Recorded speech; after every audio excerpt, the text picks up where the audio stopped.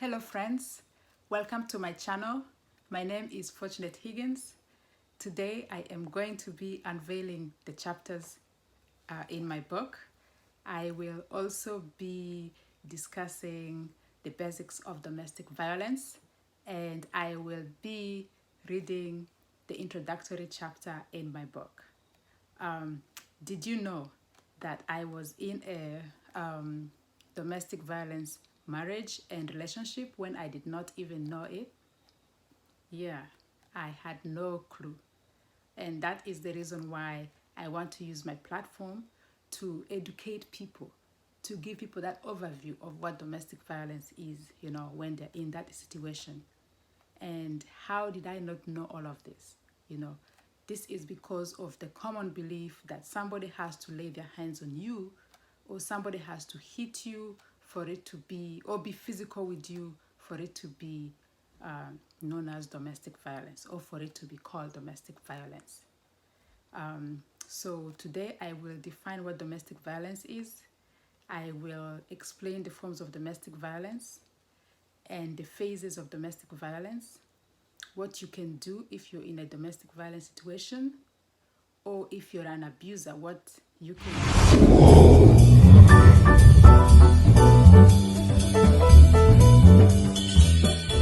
So what is domestic violence?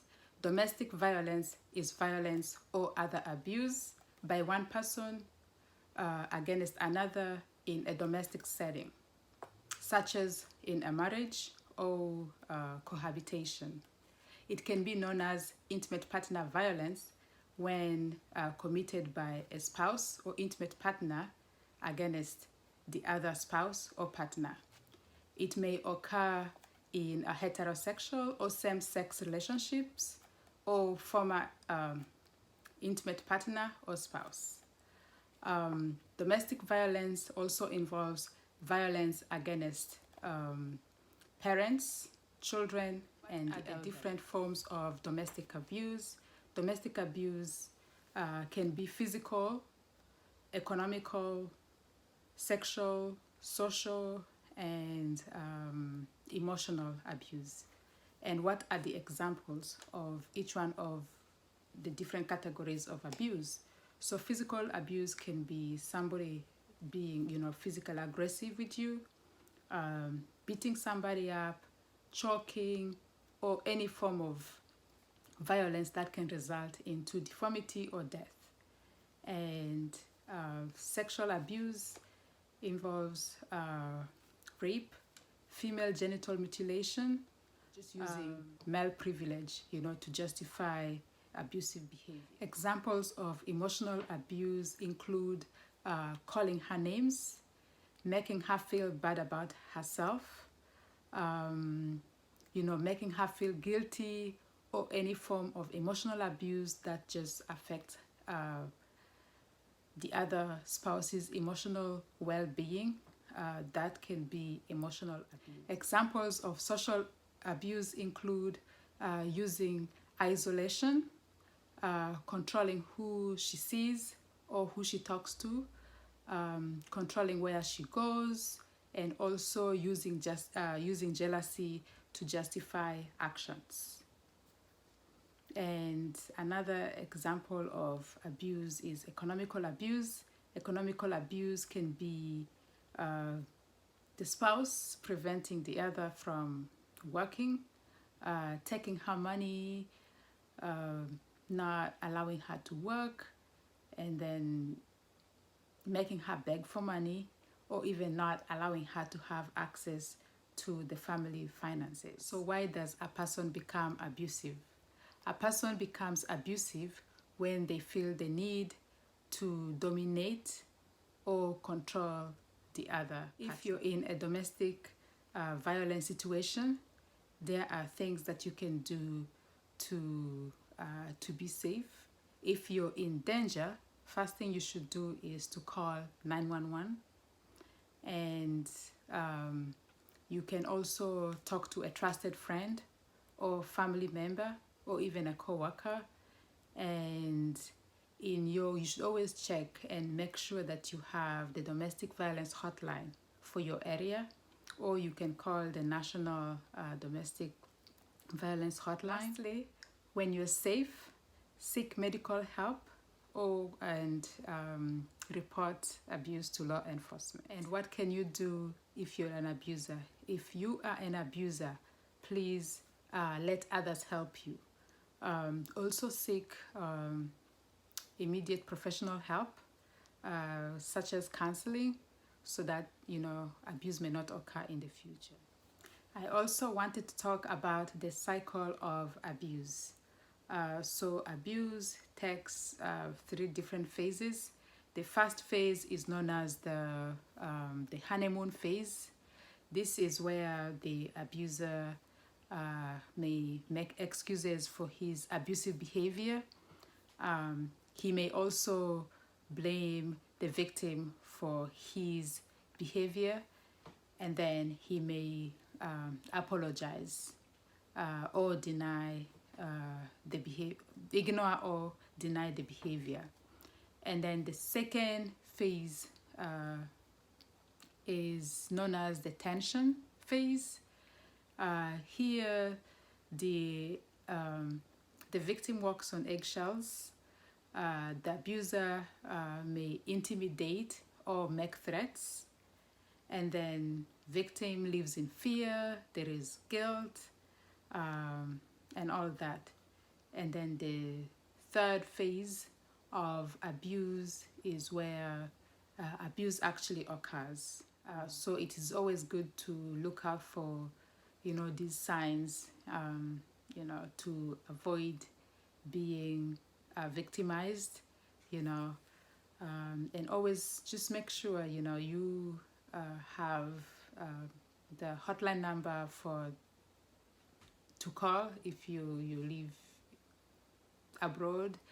And I'm pretty sure also back home there may be help for situations like this. It's been a while since I last went there, but I know it's 2019, so there may be some kind of support system for such kind of situations. You can always talk to friends, talk to trusted family, or even a co-worker if you find yourself in a situation like that. And if you need more help, if you need information, if you need a safety plan, you can always write to author@daughterofuganda.com. You can send an email, and I will be able to respond to that, or send a private message in my Facebook page account. Thank you. So I have decided to talk about the role of police officers today, because I have some time, and maybe this video is going to be too long, but yeah, let me just get over with it. So what is the role of police officers in domestic violence? So I'm just talking for where I am, for my current location, not for back home. I'm pretty sure at home police officers also do, of course, help with situations like that, as far as investigating, ensuring justice is served and all that. But here, so police officers are called, and they respond to domestic violence incidents.